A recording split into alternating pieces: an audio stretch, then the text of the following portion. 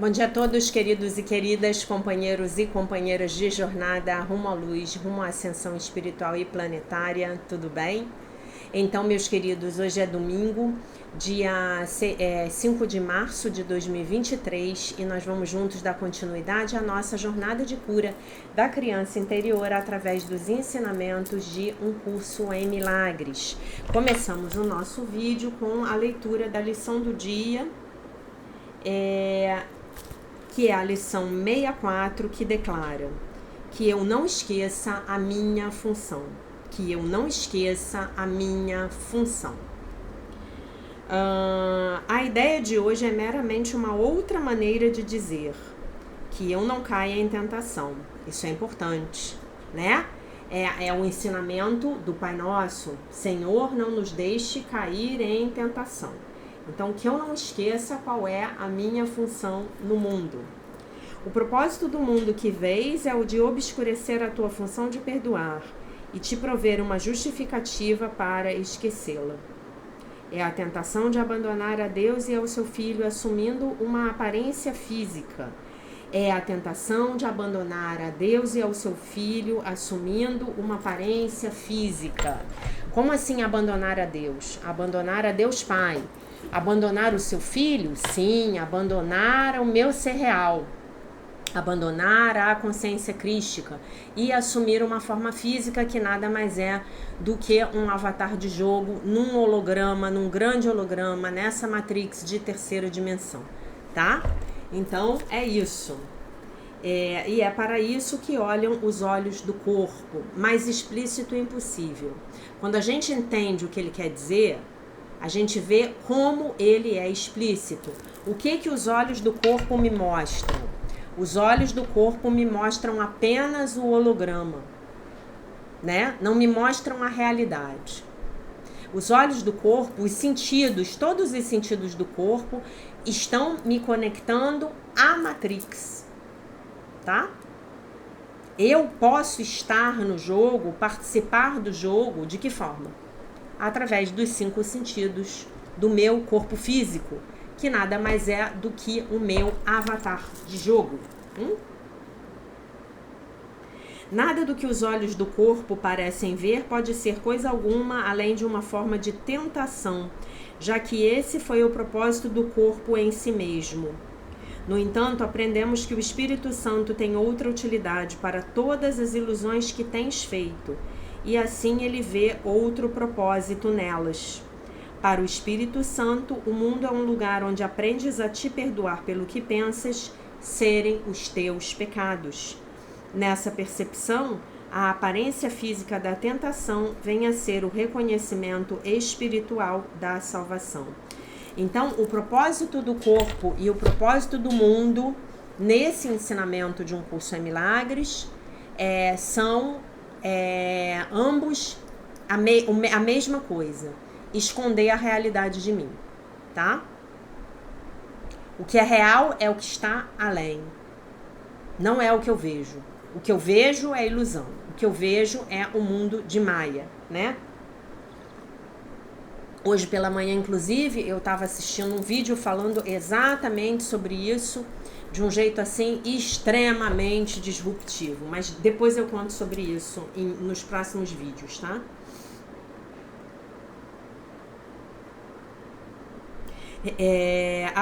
Revisando as nossas últimas lições, a tua função aqui é a de ser a luz do mundo, uma função que te foi dada por Deus.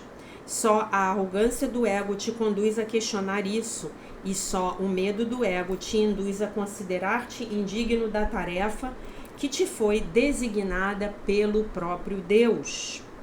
A salvação do mundo aguarda o teu perdão, porque através dele o Filho de Deus escapa de todas as ilusões e assim de toda a tentação. Tu és o Filho de Deus. Só serás feliz cumprindo a função que te foi dada por Deus. Isso porque a tua função é a de ser feliz, né? A vontade de Deus para mim é a felicidade perfeita. Usando o meio pelo qual a felicidade vem a ser inevitável, né? Então, se eu cumpro a minha função, eu fico feliz. Não fico feliz de nenhuma outra forma, Não há outro caminho. Portanto, toda vez que escolheres cumprir ou não a tua função, na realidade, estás escolhendo entre ser ou não ser feliz, né?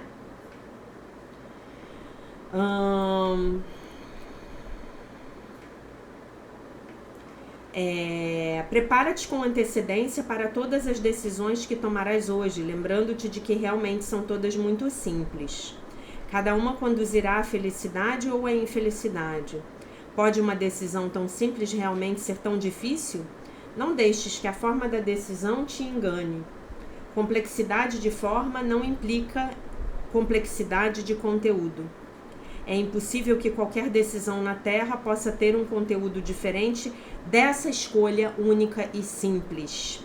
Essa é a única escolha que o Espírito Santo vê. Portanto, é a única escolha que existe. Então, pratiquemos hoje estes pensamentos. Que eu não esqueça a minha função. Que eu não tente substituir a função de Deus pela minha.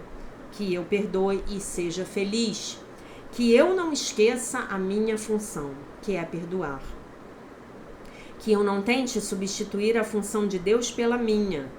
Que eu perdoe e seja feliz. Que eu não tente usurpar o lugar de Deus. É isso que o ego mais gosta de fazer. Tentar, né? Porque ele só tenta, né?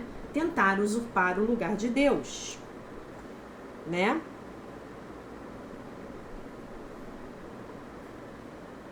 Esse é o mundo que eu tenho por função salvar, né? Aqui ele dá as instruções pra gente praticar a lição. Eu não vou ler isso com vocês, né? Mas que hoje eu não esqueça a minha função, que eu não tente substituir a função de Deus pela minha e que eu perdoe e seja feliz. E se não estou enganada, tá? Se não estou enganada, hoje à noite, na nossa live de hoje, a gente vai falar sobre essa questão do ego tentar usurpar o lugar de Deus, tá? Não se esqueçam, hoje nós temos live às 8 horas da noite no nosso canal aqui no YouTube, tá bom? Muito bem. Agora a gente passa para a leitura do livro A Year of Miracles, Daily Devotions and Reflections, da Marianne Williamson, o livro Um Ano de Milagres. Tá? A reflexão aí do dia 64, ela diz, o amor está sempre gestando a próxima coisa boa, a próxima coisa melhor, né? Vamos fazer uma tradução mais elegante, né? O amor está sempre gestando algo melhor, fica mais bonito, né? Não fica literal, mas fica bem mais elegante e mantém o sentido. O amor está sempre gestando algo, alguma coisa melhor. O amor está sempre criando mais dele mesmo. O universo é infinitamente criativo e nunca para de organizar as oportunidades para amar. Não importa o que tiver acontecido um momento atrás, o presente é sempre um novo começo. A mente de Deus reorganiza o tempo e o espaço, a Matrix, o metaverso. E aí vocês podem falar, mas espera aí, como é que a mente de Deus faz isso? Na verdade, quem faz isso sou eu quando estou na minha mente correta, né? Quando eu estou na minha mente certa. Aí eu consigo estar criando com a mente de Deus, né? De acordo... a mente de Deus reorganiza o tempo e o espaço de acordo, né, com a nossa disponibilidade para amar. Nada no mundo pode parar o poder criativo do universo. E aí a oração, né? Que hoje eu não me esqueça que o universo está criando oportunidades infinitamente, seguindo a minha liderança, sempre que eu escolho amar. Como à medida em que eu abro o meu coração, a vida nascerá através de mim. A vida a vida dará nascimento a si mesma através de mim. Eu serei maravilhado para ver o que vem, o que está vindo a partir do meu coração, né? Amém. Então, se eu me abrir para esse poder criativo da minha mente certa, né? Se eu me reconectar novamente com Deus Pai, né? Me lembrando que eu nunca me desconectei, mas assim acho que estou, né? Então, no nível lá do céu, não aconteceu a separação. No nível aqui da terceira dimensão, sim, eu acho que aconteceu e vivo a partir dessa crença, não é mesmo? E então, meus queridos, o que vai acontecer? Eu verei esse poder criativo da mente de Deus, do meu coração, dar nascimento, né? Dar à luz a vida que eu gostaria de ter, né? E isso é muito bonito, né? Porque é engraçado, né? Eu não sei se eu tô confundindo alguma coisa, mas eu acho que a gente vai falar disso também no texto que a gente vai comentar hoje na live do livro-texto. Será que a sincronicidade é tão poderosa? Ou será que eu já tô confundindo as 300 mil coisas que eu li, né? Enfim. Então é isso. Eu estou criando o tempo todo. A grande questão é a partir de que mente eu estou criando. Eu estou criando a partir da mente do ego, ou eu estou criando a partir da mente que eu compartilho com Deus, da minha mente certa, né? E da minha conexão com o Divino Espírito Santo, escutando a voz do Divino Espírito Santo. Então, meus queridos, queria agradecer a vocês por vários comentários maravilhosos que eu recebi ontem, né? E eu queria, antes de dar prosseguimento aqui à leitura, eu queria responder uma pergunta da Laura Fabres. Deixa eu ver se eu encontro aqui. E ela mandou ontem uma mensagem e eu gostaria de responder a ela.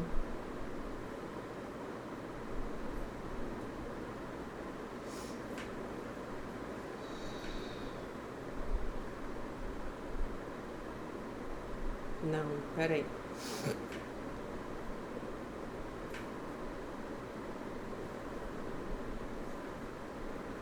Aqui, achei. Ela botou assim, comentando o vídeo de ontem, tá? Ai, Jaque, você é muito divertida. Que bom, né? Estudar espiritualidade se divertindo é muito bom, né? O Gasparetto sempre falava isso. Ele sempre falava, gente, o pessoal lá de cima... na evolução, o senso de humor é muito importante. Quando você adquire senso de humor, é capacidade para você rir de você mesmo. Isso tá te mostrando que você já tá evoluindo espiritualmente, né? Enfim, amei o vídeo de hoje. A meditação, ela tá falando da meditação da concepção que a gente fez na sexta-feira. Ainda não fiz, porque conforme eu fui ouvindo as perguntas... eu sinto que é praticamente impossível acessar essas respostas ou imagens. Eu tenho muita dificuldade de sentir esse tipo de resposta. Minha mente pensa, meu, até parece, paulista ela, né, que esse meu, mas vou tentar. Querida, é a mente, é o ego que fala isso pra você. Então você fala com o seu ego assim, tá bom, então a gente não vai conseguir. A gente não vai conseguir, né? Então a gente vai inventar. Aí você brinca de inventar. Mas a essas alturas você já botou um nome brincalhão no seu ego, aí você fala com ele, tá bom, então tá bom, a gente já sabe que não vai conseguir. Então a gente vai inventar. Veja o que você inventa. Depois você vai ver que o que você inventa faz muito sentido, tá? Ontem finalizei os 3 meses da oração do perdão para os pais da Cristina Cairo. Parabéns! Sinto muito o que preciso fazer para os meus irmãos. Eu sou a terceira filha de 4. Eu sofri muito na infância com os meus irmãos mais velhos, de 4 e 2 anos de diferença. O mais novo tem 5 anos a menos do que eu, mas a partir da minha adolescência e até hoje não nos relacionamos nada bem. Então, pelo que eu entendi, ela tem 3 irmãos. Um 4 anos mais velho do que ela, um 2 anos e um irmão 5 anos mais novo. recomenda que eu faça a oração do perdão para eles de que forma? Então, eu vou pedir a você que procure a oração do perdão da Seichonoye e faça ela completa, do início ao fim, para todos os seus irmãos, tá? Seleciona um, faz durante um mês, pega o pior, o que a relação seja mais difícil, faz para ele durante um mês, depois pega o outro e por fim o outro e faz um mês e vê o que acontece. Minimamente você vai ficar mais tranquila, tá? Essa oração da Cristina Cairo, a Cristina Cairo, ela recebeu uma inspiração no momento lá, ela teve uma canalização e ela escreveu essa oração, né? E essa oração, ela diz que é para o pai e para a mãe. Não me lembro de ter ouvido ela falando que a gente podia fazer essa oração para alguma outra pessoa. A da Seichonoye você pode fazer para todo mundo, qualquer pessoa, tá? Acho que os meus irmãos despertaram o restante das feridas emocionais que ainda não estavam ativas após o meu nascimento. Um super beijo. Aí ela botou assim: no dia 10 de março eu faço 31 anos. Parabéns, querida. No dia 10 de março eu tenho uma grande amiga que faz aniversário. Você tem bem carinha de pisciana, né? Que eu conheço você. Bom, minha querida, eu só vou fazer uma correção aqui. Acho que eles despertaram o restante das feridas emocionais que ainda não estavam ativas após o meu nascimento. Eu diria para você que quem despertou as suas feridas mesmo na sua infância, eu não sei se despertar é um bom verbo, né? As suas feridas emocionais, elas foram atualizadas. Elas já vêm com você, já tinham vindo com você, assim como comigo, com todos nós, de outras vidas, né? Então essas feridas, elas são atualizadas no momento das nossas encarnações. A gente encarna, a gente vai passando a nossa infância e essas feridas vão sendo atualizadas. É como se a gente fizesse o download das feridas, né? Na verdade, a gente faz o download de tudo que é bom que a gente trouxe, porque na nossa infância também tem um monte de coisas legais, e a gente faz o download dos nossos sofrimentos. E esses sofrimentos vêm de onde, meus amores? De onde vêm esses sofrimentos? Vocês já sabem a resposta. Esses sofrimentos vêm de um único lugar, da nossa mente egóica. Se a gente pudesse hoje, se a gente tivesse uma ferramenta hoje, existem muitos métodos terapêuticos, mas muitos métodos terapêuticos, tradicionais e não tradicionais, alternativos, considerados hoje em dia como alternativos, né? Mas se a gente pudesse hoje ter um método que a gente fizesse uma sessão e desligasse o ego, tá? Eu vou usar a expressão do Dr. Joshua David Stone, o ego negativo, tá? Não o ego, porque o ego, ele é uma necessidade pra gente estar na vida, na terceira dimensão, tá? Então, vamos supor que a gente pudesse desligar o que ele chama de ego negativo, tá? Que é o nosso conjunto de crenças no pecado, tá? Que dá origem a culpa e posteriormente ao medo. Se a gente pudesse desligar hoje, como seriam as nossas vidas, né? Nós não nos veríamos separados uns dos outros. Não nos veríamos. Nós teríamos a ciência exata no momento em que acontece do que o meu comportamento provoca numa outra pessoa. Então jamais faríamos algo para ferir essa pessoa. Seria impossível para nós criticarmos, julgarmos, atacarmos, né?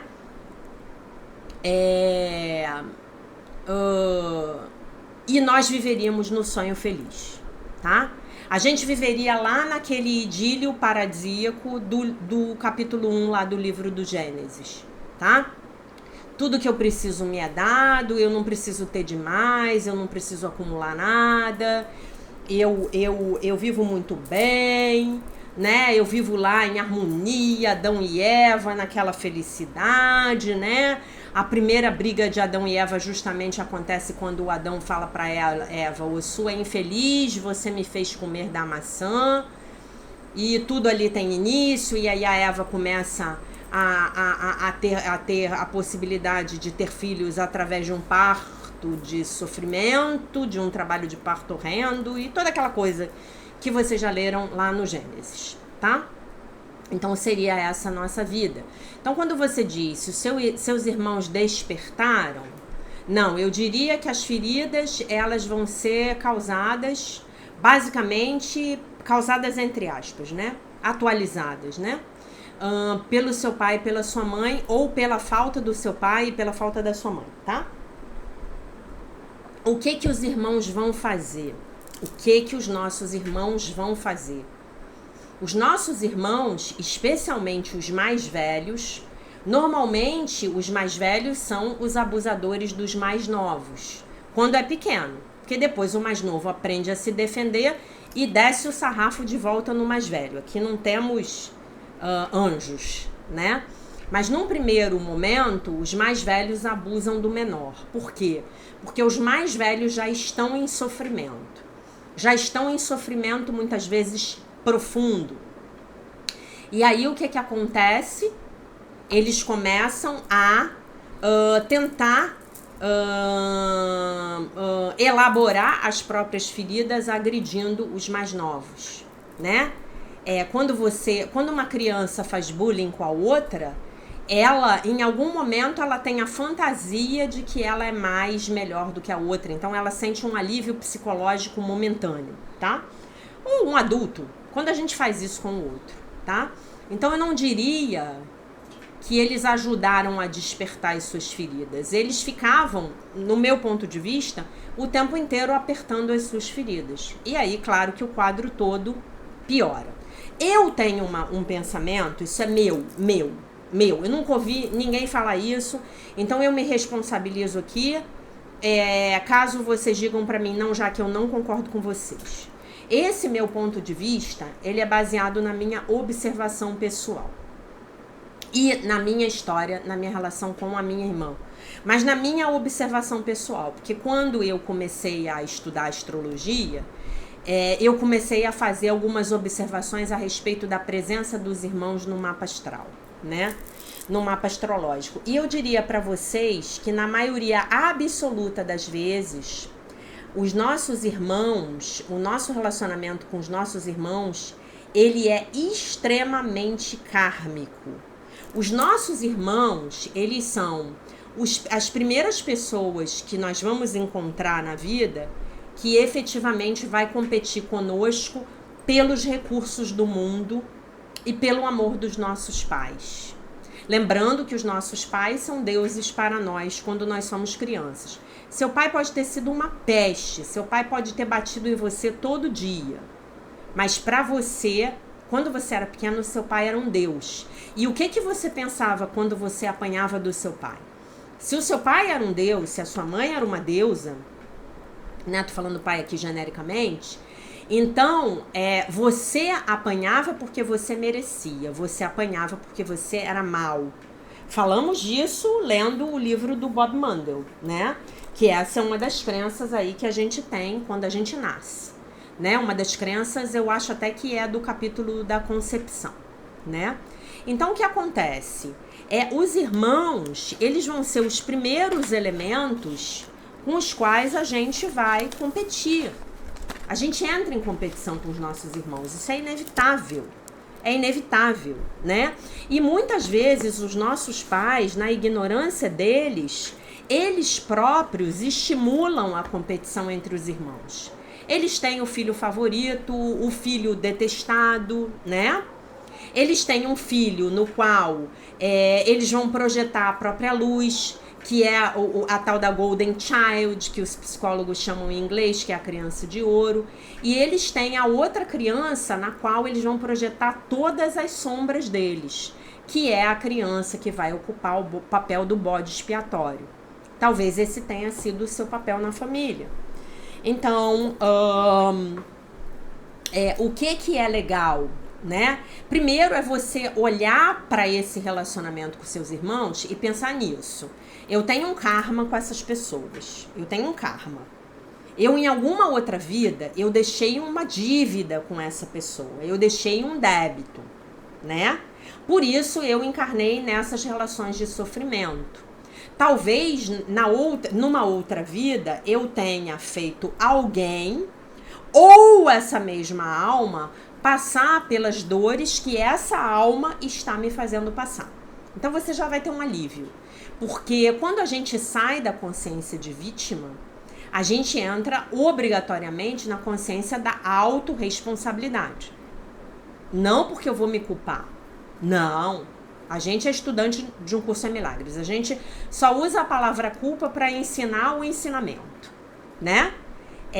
A palavra culpa, ela já saiu do nosso vocabulário. A gente não fala mais, nossa, mas isso é culpa sua. Não. Isso é sua responsabilidade. Ou não. Ou minha, né? Então, primeiro de tudo, você vai sair da consciência de vítima. Então, você se responsabiliza. Você pode fazer essa pergunta para você mesma.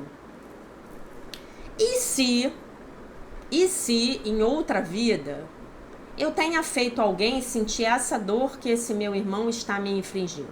E se eu poderia me perdoar? Então, um exercício importante é eu me perdoar também por eu ter criado essa relação tão infeliz com o meu irmão, né? Pelo fato de que eu e o meu irmão hoje, eu e a minha irmã hoje, somos inimigos, somos inimigas. Não é? Então eu posso olhar para isso. E aí esse processo de cura já vai começando. Uma coisa que eu já observei, mas com uma frequência que vocês não têm noção, é pares de irmãos que nascem em signos opostos, tá? Então como é isso?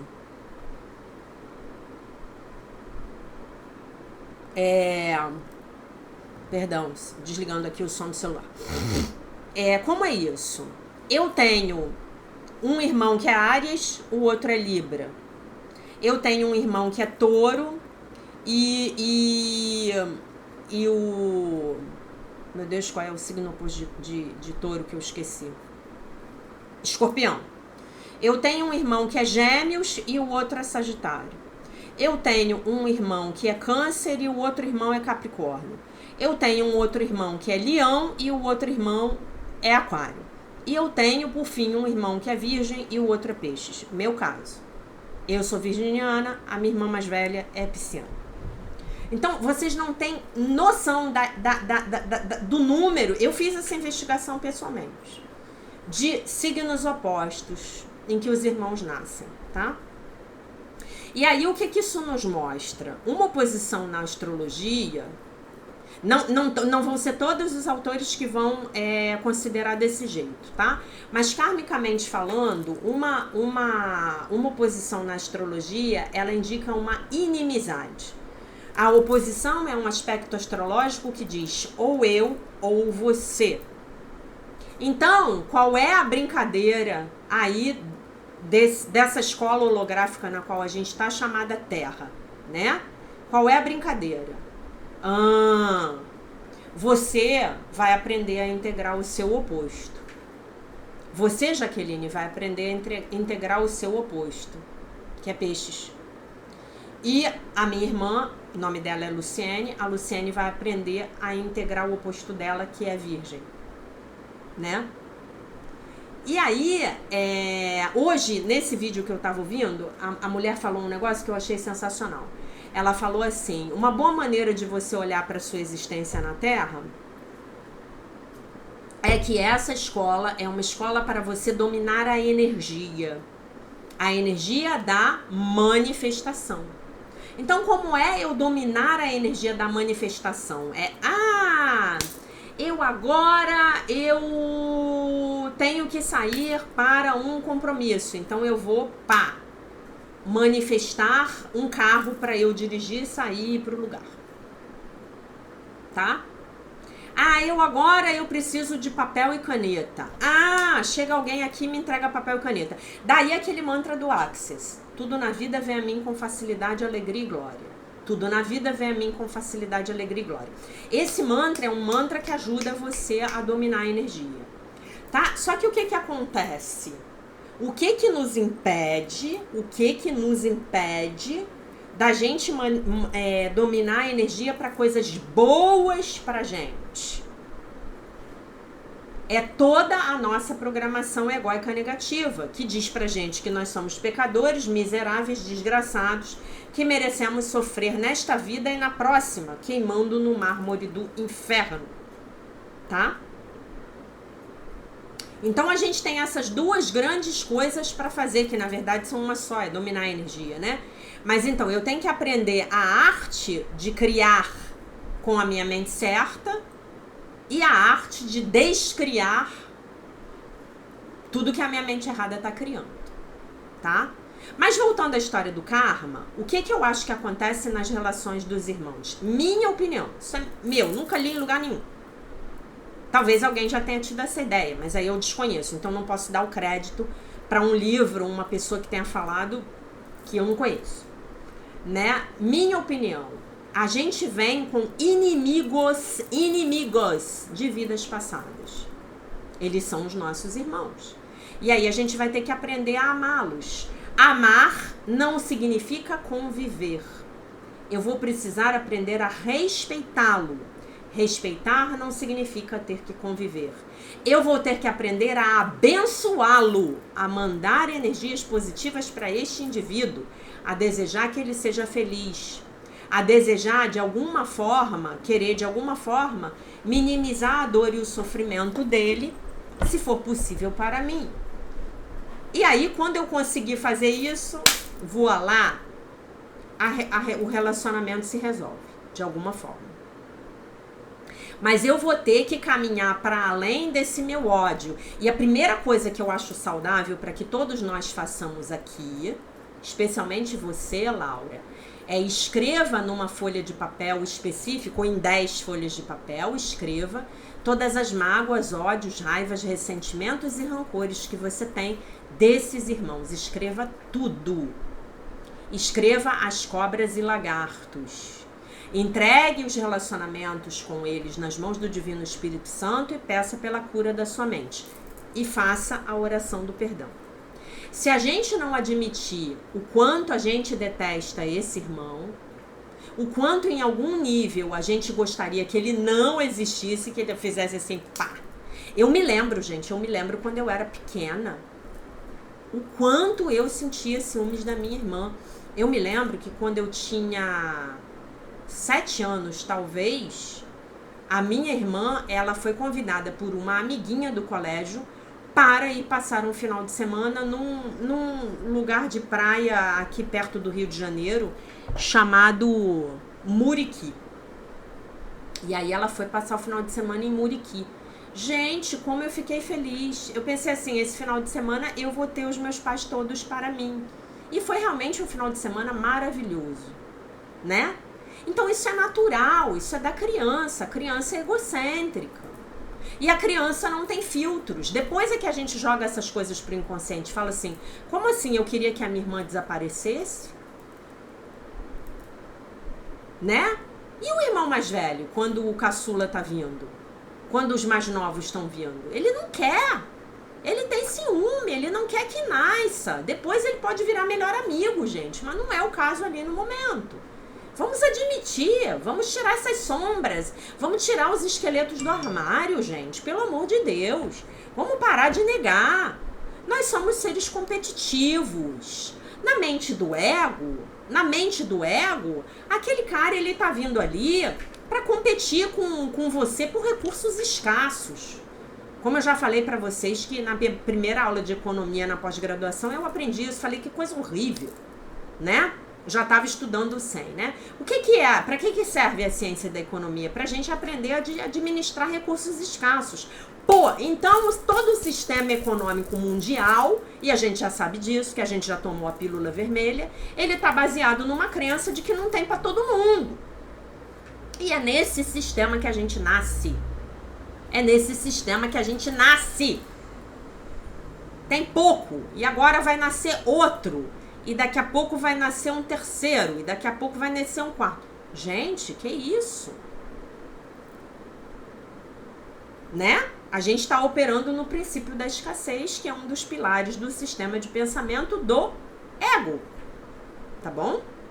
Então, essa é a sugestão que eu dou para você. Olhe para eles, visualize cada um dos seus irmãos com muita humildade, e pense assim, caraca, eu em outra vida, eu fiz algum mal muito grande para essa pessoa. E eu vim com esse karma de ter um relacionamento desafiador com essa pessoa e de aprender a amá-la. E você pode amar essa pessoa. Você pode amar, você vai começar a ver a luz dessa pessoa. As coisas boas que essa pessoa tem, as qualidades, as coisas boas que essa pessoa faz. Essa pessoa, de repente, ela é ótima para todo mundo. E com você é o cão chupando manga embaixo da pia em noite de sexta-feira, com a lua cheia brilhando no céu, como a gente dizia quando eu era adolescente, quando eu estava na escola técnica. Né? Então, aquela pessoa na sua vida, ela é o cão chupando manga. Nos outros, ela é maravilhosa, ela é doce, ela é gentil, ela é amável. Com você, ela desce a porrada cada vez que ela te encontra, tá? Então, a gente vai olhar para o lado luz desse irmão, a gente vai abençoar. E, gente, se a relação não for possível, afaste-se. Se uma relação, como diz o meu grande mestre, o Arli Cravo, que eu já recomendei o canal dele para vocês, o Foco no Afeto, o nome do canal dele é Foco no Afeto. Se a relação não for possível, dentro de uma dignidade mínima, se afaste.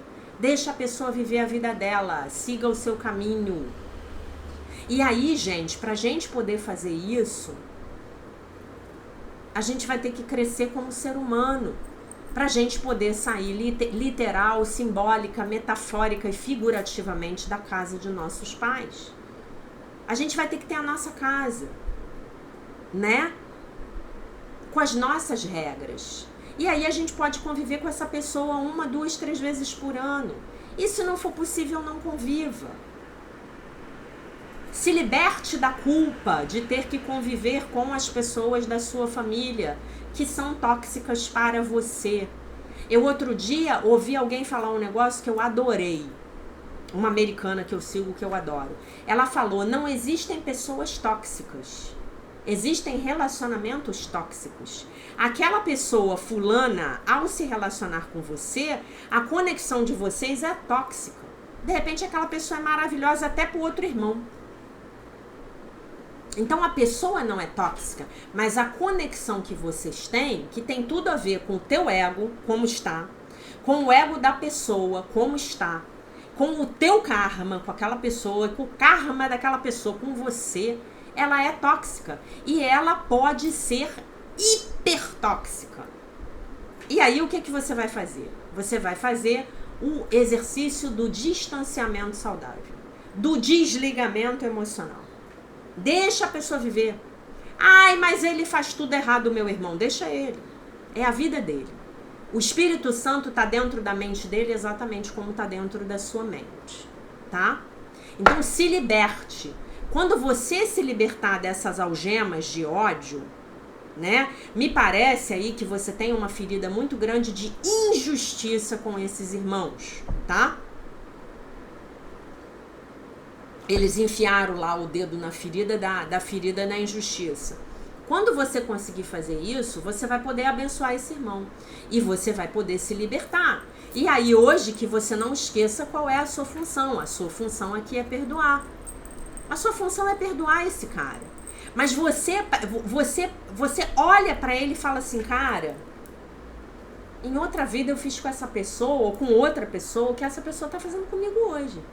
E aí, será que eu posso me perdoar? E será que a partir desse novo ponto de vista eu posso perdoar essa pessoa? Eu não sou mais essa pessoa que eu era. Eu evoluí na minha consciência, eu cresci. Eu amadureci. Mas será efetivamente que eu posso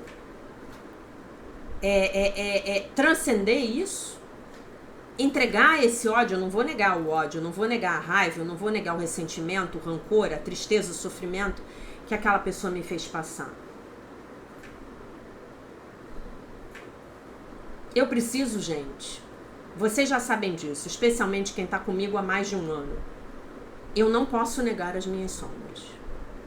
Eu não posso negar o meu ciúme. Eu não posso negar a minha inveja. Eu não posso negar a minha raiva, o meu ressentimento. a minha revolta, eu não posso.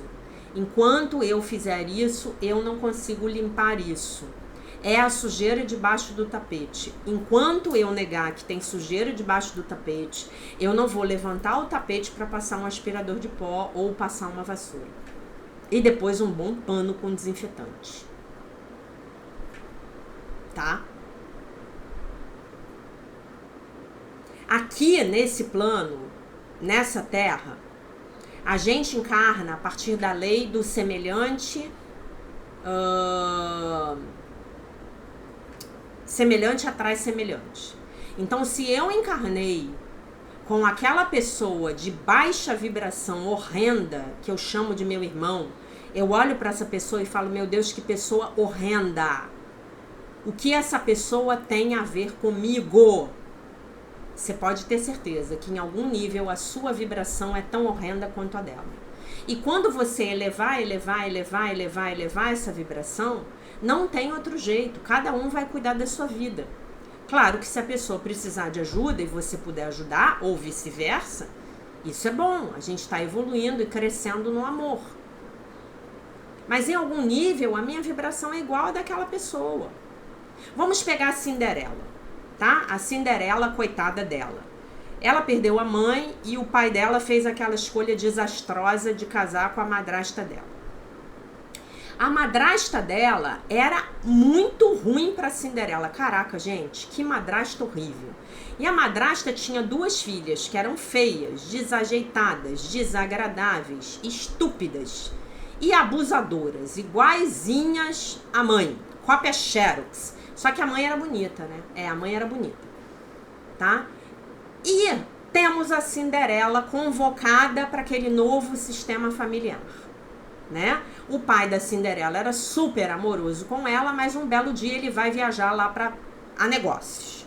Pega o cavalinho dele e vai viajar a negócios. E é justamente quando tem a história do baile lá no reino que as irmãs invejosas, sem caráter, trancam a Cinderela no sótão para ela não poder ir ao baile.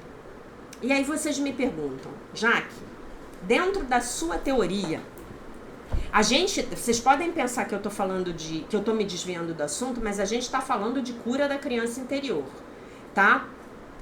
A sua criança interior que foi abusada pelos seus irmãos e irmãs está aí dentro de você pedindo ajuda. Foi a sua criança interior que fez essa pergunta, tá bom? E eu já vi que eu não vou conseguir, vai ser ler nada. Eu já tinha separado um texto aqui para ler, mas já vi que não vai dar tempo. Então, olha só. Dentro da sua linha de raciocínio, Jaque, vocês vão me perguntar onde que Cinderela e irmãs de Cinderela e madrasta se encontravam. E eu vou dar 5 segundos para vocês mesmos responderem à luz do que Jesus Cristo nos ensina em Um Curso em Milagres. Qual era o elemento comum entre o bloquinho ali, que trabalhava junto, unidos venceremos, mamãe e 2 filhas, e a Cinderela, que era a enteada maltratada? Onde que a vibração colava? Porque se não colasse, essa lei que eu acabei de falar, semelhante atrai semelhante, ela era falsa. Mas é uma lei. Então, se é uma lei, ela é verdadeira sempre, em qualquer contexto. Ela pode até ser transcendida, mas ela não vai deixar de ser verdadeira, de ser válida, tá? Ela pode ser transcendida, que é exatamente isso que a gente faz quando a gente invoca o milagre. Quando a gente pede pelo milagre, a gente está pedindo pela transcendência das leis de terceira dimensão. Essa lei não vai ser uma delas, a gente não vai transcender essa lei, tá? Ok? Então eu pergunto para vocês, onde é que fechava ali o modelo chave-fechadura? Tá? Onde é que a enzima encontrava o substrato? Para quem gosta aí de bioquímica. Né? Onde? Se você ainda não respondeu, pense, responda, porque eu vou dar a resposta já. Pense, responda. Onde é que as vibrações eram semelhantes? Vou responder. As vibrações eram idênticas. A frequência era uma só. Era a frequência do abusador com a vítima. As 3 eram abusadoras. E que abusadoras, hein, gente? Porque se tem um filme pra deixar a gente com raiva, um conto de fadas pra deixar a gente com raiva, é Cinderela. Caraca! Elas punham a Cinderela pra limpar a casa. Elas não faziam nada. A Cinderela era empregada delas. Elas eram as abusadoras, mas a Cinderela estava completamente presa na consciência de vítima. Não existe vítima sem abusador. Não existe vítima, não existe abusador sem vítima. Vítima e abusador são os 2 lados de uma única moeda. E essa moeda tem uma frequência egóica que está lá embaixo, em termos de níveis de consciência. Então, eu vim com uma consciência de vítima. Se eu vim com uma consciência de vítima, o que eu vou atrair para minha vida? Um abusador, vários abusadores, uma abusadora, tá? E de onde vem a minha consciência de vítima? Vem das minhas culpas inconscientes. Vem dos meus karmas. Eu tenho muita culpa, eu encarnei com muita culpa. Então, eu vou precisar... Falei pra vocês já uma máxima que eu digo pra vocês. Culpa pede punição. Se eu sou culpada, eu vou ter que arrumar uma abusadora, um abusador, abusadores pra minha vida pra virem me lascar a punição que eu quero.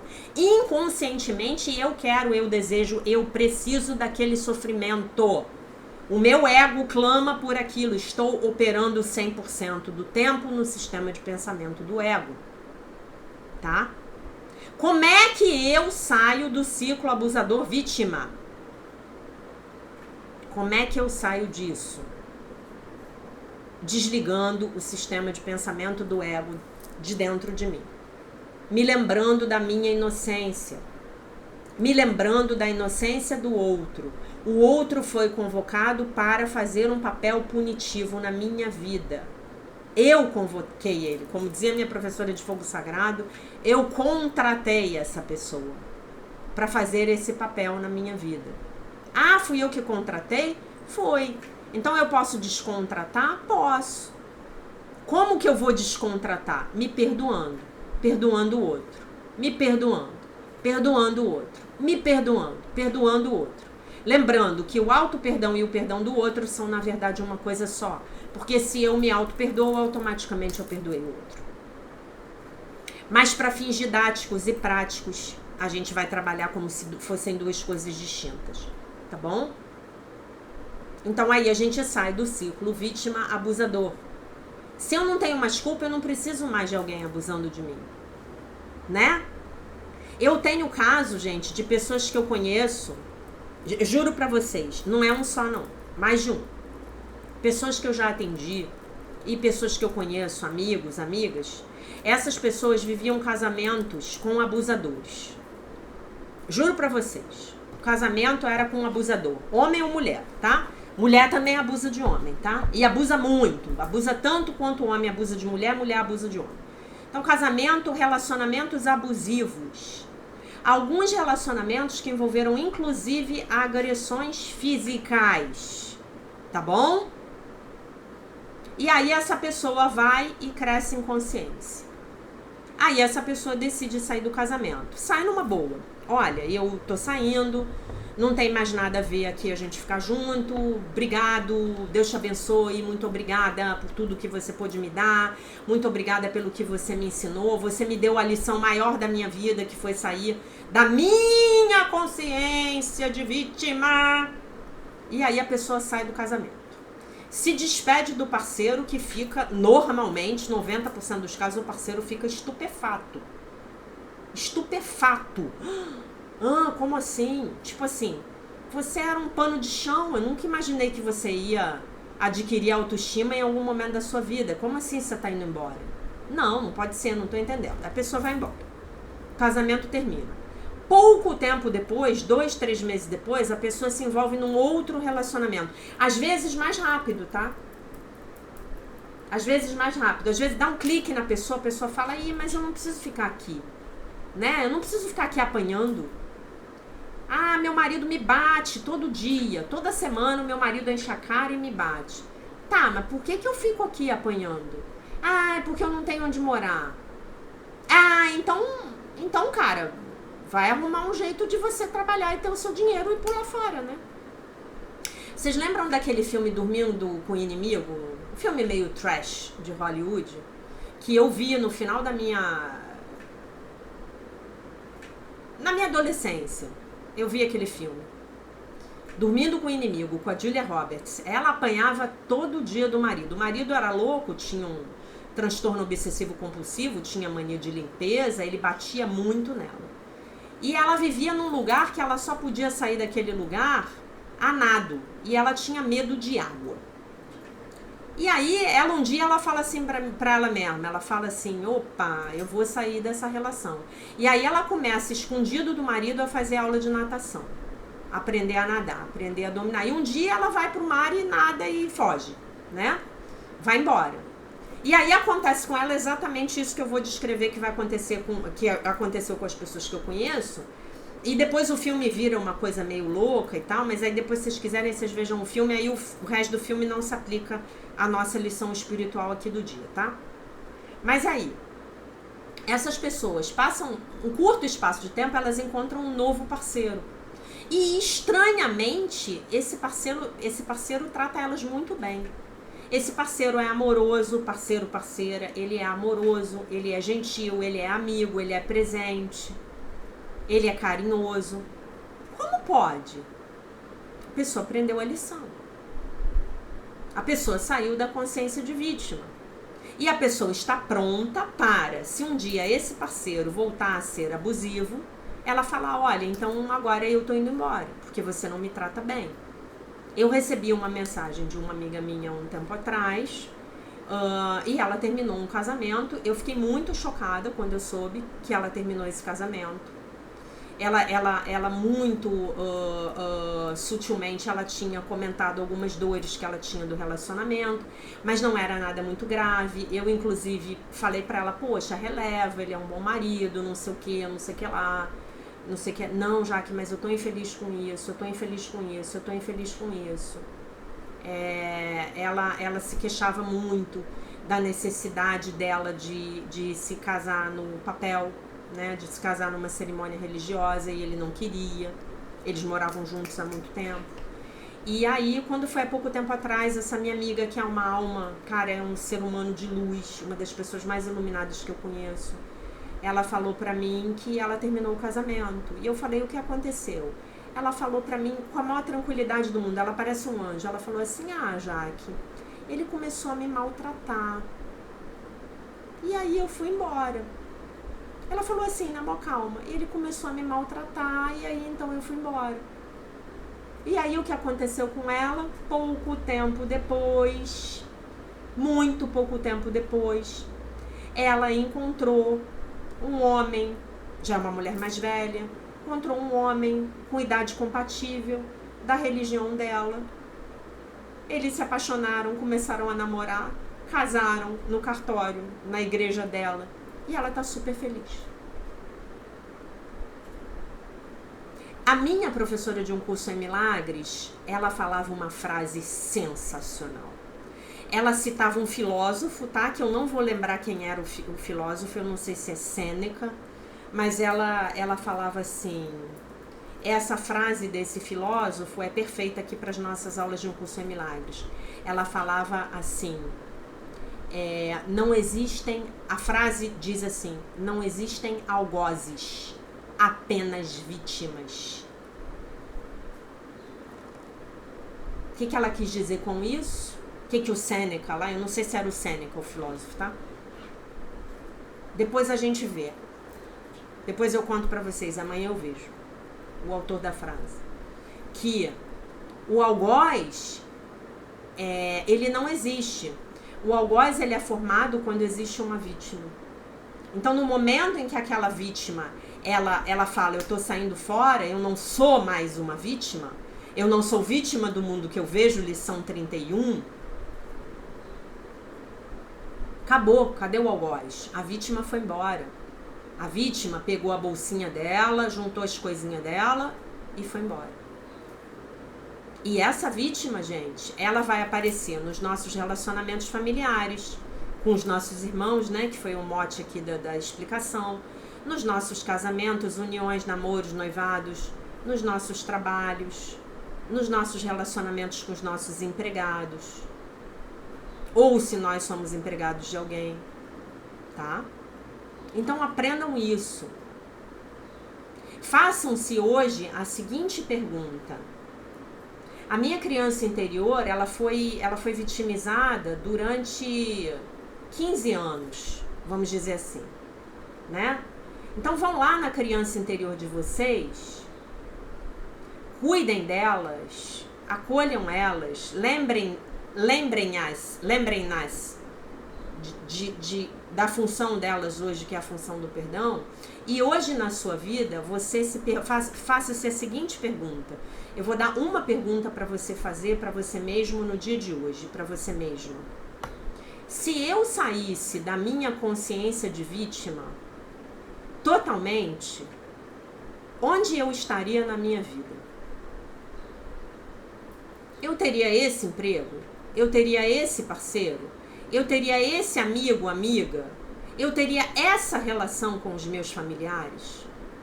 Se hoje eu pudesse sair 100% da minha consciência de vítima, se eu pudesse olhar para as minhas relações a partir de um ponto de vista do sistema de pensamento do Divino Espírito Santo, de 100% de autorresponsabilidade. Ah, não, Jaque, mas na minha relação com o outro, a metade da responsabilidade é minha, a outra metade é do outro. Não. No ensinamento de um curso em milagre, 100% da responsabilidade da sua criação na sua vida é sua. Se eu pudesse olhar para esta relação, para esta situação na minha vida, a partir de um ponto de vista de 100% de autorresponsabilidade, onde a minha vida estaria? Como eu estaria? Onde eu estaria? Com quem eu estaria? Essa é a reflexão que eu vou deixar para vocês no dia de hoje. Ela é muito importante, tá? Hoje à noite, na nossa live,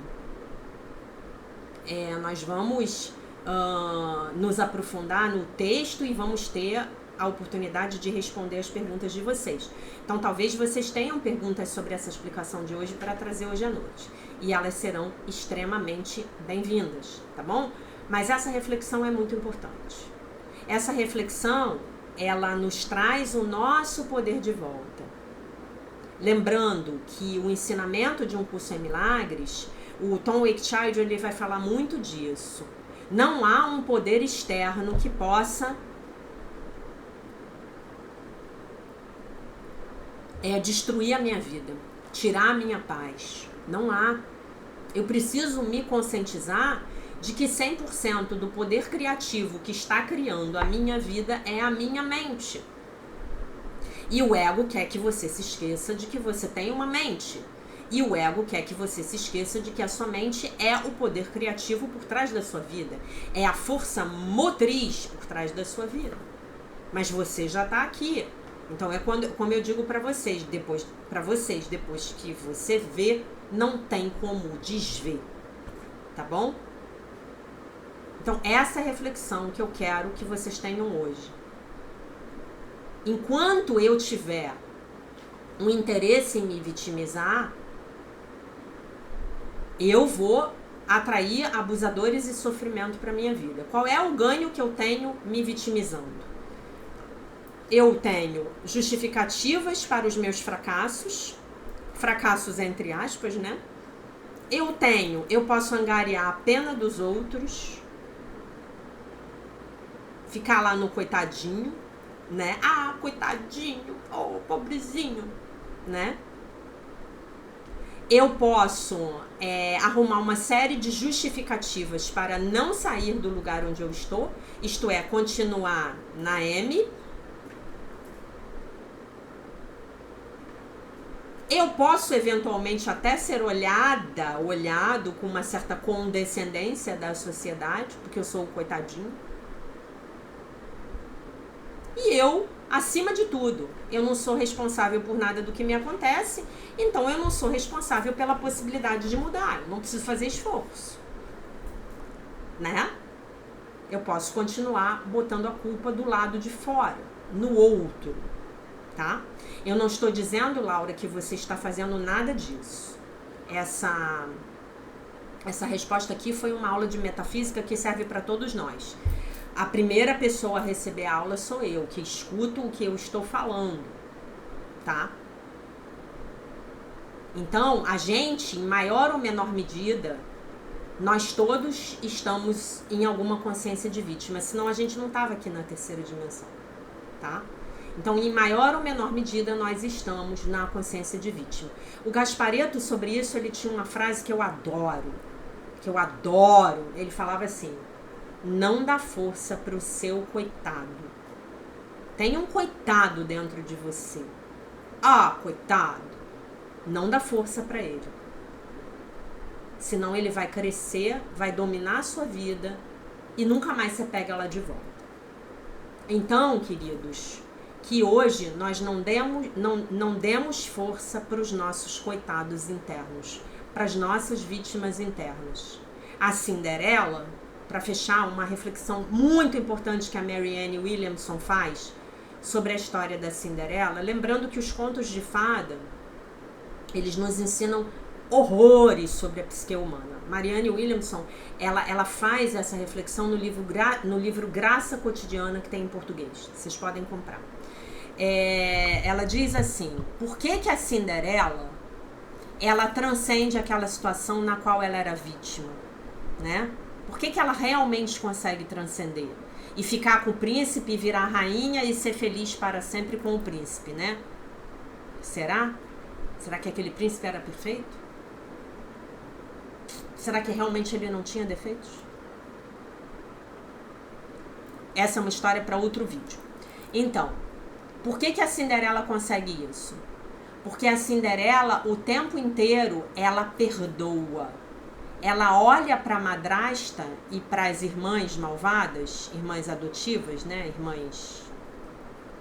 Tem um nome para isso, né? Que eu esqueci. Não é adotiva, né? Para aquelas irmãs dela, que nem eram do pai dela, né? Eram filhas de um primeiro casamento da madrasta. Ela olha com amorosidade. Ela olha sempre com o coração aberto.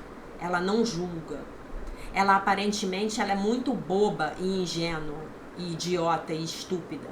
Mas aí, nesse coração aberto da Cinderela, ela angaria a ajuda do universo. Então os ratinhos vêm, a fada madrinha vem, ela atrai a fada madrinha, os bichinhos da casa ajudam ela, a fada madrinha transforma a abóbora em carruagem, transforma os ratinhos em cocheiros, ela atrai o bem.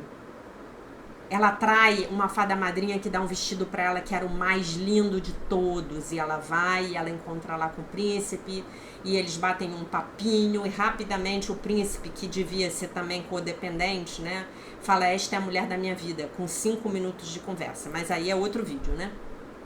Então, ela, nesse coração aberto, ela paga o karma dela, que é ficar ali naquele tempo, né? Por que ela é Cinderela? Ela é Cinderela porque ela é Cendrillon, que vem do francês, que é relativo às cinzas. A Cinderela, a gata borralheira, que limpava a borra da lareira, limpava as cinzas da lareira, Cendrillon. E aí ela passa aquele karma dela de sofrimento, como ela não julga, como ela não quer se vingar, ela não pensa em se vingar. Ela atrai tudo aquilo de bom. E quando as irmãs e a madrasta tentam trazê-la de volta para aquele emaranhamento, não conseguem. O príncipe vai lá, os ratinhos soltam ela do quarto, ela desce, ela experimenta o sapatinho era dela, então o príncipe era o homem que pertencia a ela por direito divino. E esse é o sentido metafísico do sapatinho caber, porque o sapatinho era dela. E o sapatinho era para ele a forma que ele usaria para reconhecer a mulher que ele amava, que pertencia a ele por direito divino, e ele a ela. E aí eles se casam e vivem felizes para sempre, tá? Então, o nosso investimento hoje é em sairmos da consciência de vítima. Como é que a gente faz? Anotando todos os nossos ressentimentos, contra todos os abusadores das nossas vidas. Depois, adivinhem, vocês vão queimar os papéis e eles vão virar cinzas. E aí, como a Cinderela, vocês mesmos vão limpar as cinzas, jogar no ralo, jogar no vaso sanitário, tá bom? Agradecer, mas antes de fazer tudo isso, entregar nas mãos do Divino Espírito Santo, pedir pela expiação, pedir pela correção da mente de vocês, pedir pelo milagre. Tá bom, meus amores? Aqui eu encerro o nosso vídeo, deixo vocês com a paz de nosso Senhor Jesus Cristo. Um beijo imenso e, se Deus quiser, nós nos vemos hoje à noite, às 20 horas, ao vivo, aqui no nosso bate-canal crístico do Espírito Santo, Alquimia dos Milagres. Até mais tarde.